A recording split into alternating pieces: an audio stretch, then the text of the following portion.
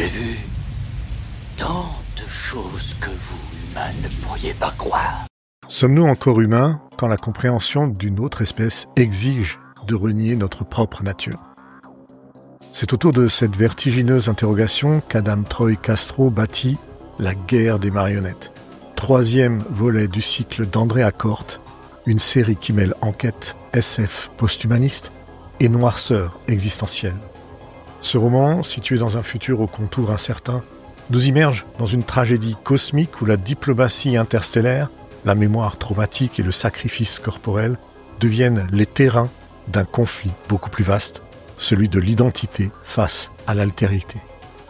À travers le regard blessé mais acéré d'André Accorte, procureur de l'Empire Homo sapiens, Castro interroge l'inhumanité tapie dans le désir de comprendre ou de dominer ce que l'on ne peut totalement saisir. Bienvenue à vous dans Sauce Fiction, le podcast de la SF et de l'imaginaire. L'action de la guerre des marionnettes se déroule sur la planète Vlan, théâtre d'un rituel aussi sublime que déroutant. Chaque année, des dizaines de milliers de Vlanis, des êtres chitineux, tentaculaires et d'une intelligence abyssale, s'y livrent à une danse mortelle. Un ballet dont le sens échappe encore aux autres espèces intelligentes de l'univers. Ces mouvements, perçus comme une forme de transmission de données à une échelle incommensurable, fascinent autant qu'ils effraient. Lorsque certains humains prétendent pouvoir combler les lacunes de cette chorégraphie par des modifications post-humaines radicales, une alliance fragile se forme, au prix d'ailleurs d'un sacrifice identitaire total.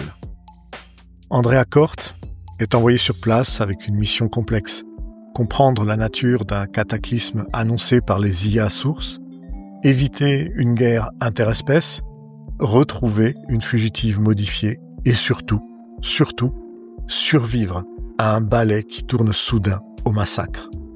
Dès lors, l'enquête devient secondaire, la survie primordiale.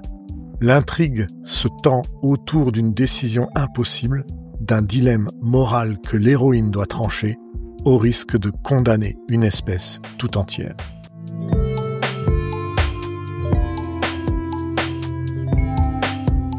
Ce roman n'est pas seulement un thriller spatial, c'est une plongée dans la transformation ontologique de l'être humain.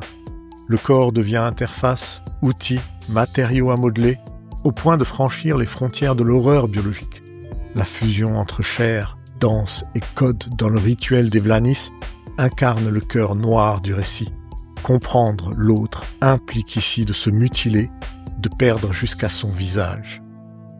On y retrouve bien sûr les grandes thématiques du transhumanisme dans leurs versants les plus sombres, hybridation technologique, effacement de la subjectivité et absorption de la volonté individuelle dans une logique collective inintelligible. Castro explore un devenir post-humain, où l'évolution n'est plus libératrice mais sacrificielle, presque sadique. Le roman d'ailleurs flirte alors avec le body horror, à la frontière même de l'insoutenable. À cela s'ajoute une critique puissante des mécanismes de décision politique et militaire dans les conflits interespèces. L'héroïne d'ailleurs est sommée de choisir entre ceux qui méritent de vivre et ceux qui méritent de mourir, sans comprendre d'ailleurs pleinement les enjeux de cette décision. Le libre arbitre devient alors une illusion, la morale un labyrinthe sans aucune issue. L'univers de Castro se rapproche ici des visions désespérées de Greg Egan ou de Iain M. Banks, où le destin des civilisations se joue dans une opacité des systèmes qui entrent en jeu. Le style d'Adam Troy Castro n'a rien à voir avec Iain Banks ou Greg Egan. Il est vraiment à l'image de son intrigue, intense, implacable, parfois suffocant.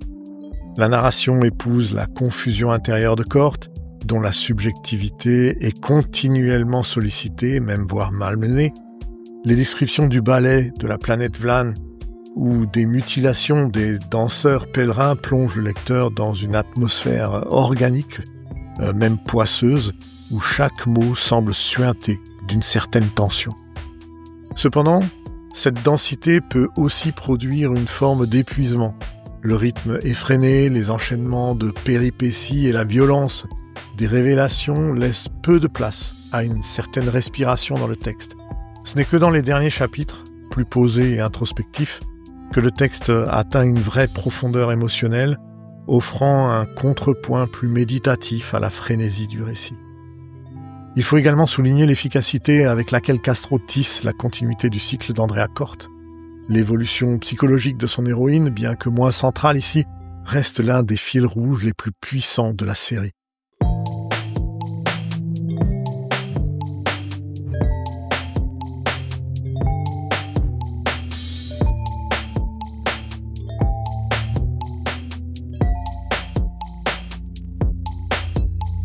Si la guerre des marionnettes mérite une place dans le panthéon de la SF contemporaine, c'est sans doute pour la construction vertigineuse de son univers. La planète Vlan et ses habitants ne ressemblent à rien de connu, à la différence de nombreuses espèces extraterrestres un peu trop stéréotypées dans la SF classique. Les Vlanis défient toute tentative de projection anthropomorphique. Leur mode de communication, leur rituel de mort dense, leur refus de l'interprétation les rendent encore plus profondément autres. Je dois dire que Castro réussit là où beaucoup ont échoué. Il crée une altérité radicale qui ne peut être intégrée ni traduite. Ce refus de la lisibilité est la clé de l'univers de Vlan et rend chaque tentative d'appropriation par les humains suspecte, voire même destructrice.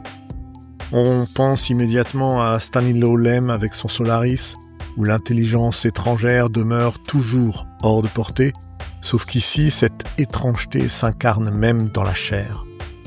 Le rôle des IA sources dans le récit, ces entités omniscientes mais muettes, ajoute une couche supplémentaire à ce monde déjà saturé de mystères. Leur crypticité renforce le sentiment de vertige philosophique, à la manière des nomades urbaines de Silverberg ou des machines pesantes de Ian Banks.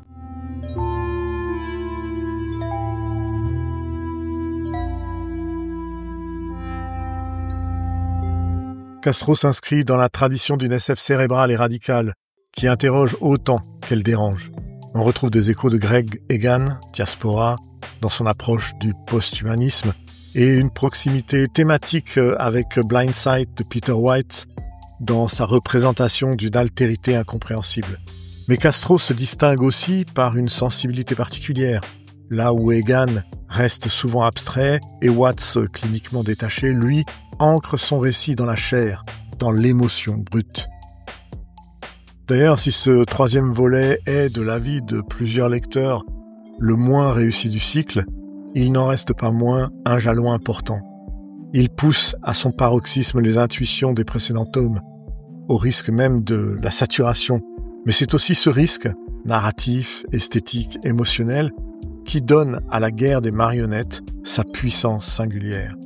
Et la novelette, parlons de la novelette, la cachette, qui clôt le recueil, qui en soi redonne une direction à cette intensité brute, en recentrant l'histoire sur l'enquête, la subjectivité et une humanité fragile, mais toujours tenace. La guerre des marionnettes ne cherche donc pas à rassurer. Au contraire, il fait partie de ces romans qui, en s'attaquant à notre soif de compréhension, questionnent notre prétention à coloniser le sens même de notre vie. Peut-on vraiment comprendre ce qui ne nous ressemble pas, sans se perdre même dans chemin, dans cette découverte ? Et même d'ailleurs, si la véritable altérité ne pouvait être ni intégrée ni traduite, ni même approchée sans une nouvelle perception de notre compréhension des choses qui se passent dans des univers différents, est-ce que nous pourrions tout de même l'accepter ? Ces questions vont hanter le lecteur bien après la dernière page du livre. Dans un monde où la technologie nous promet l'accès à toutes les intelligences humaines, artificielles, animales, extraterrestres, Castro nous rappelle avec une certaine brutalité que comprendre est peut-être l'acte le plus dangereux de tous dans cet univers. À bientôt, les fans de fiction. J'ai vu tant de choses que vous, humains, ne pourriez pas croire.